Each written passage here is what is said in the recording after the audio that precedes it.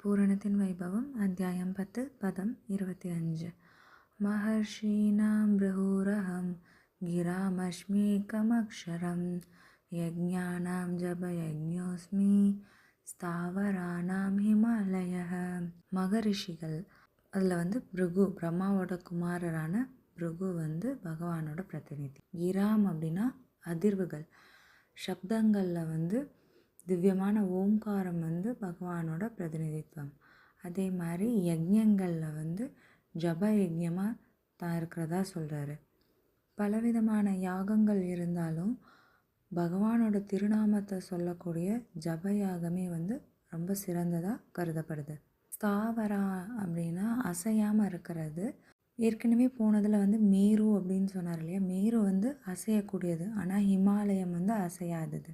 அசையாதனவற்றில் நான் இமயமலை அப்படின்னு சொல்கிறார்.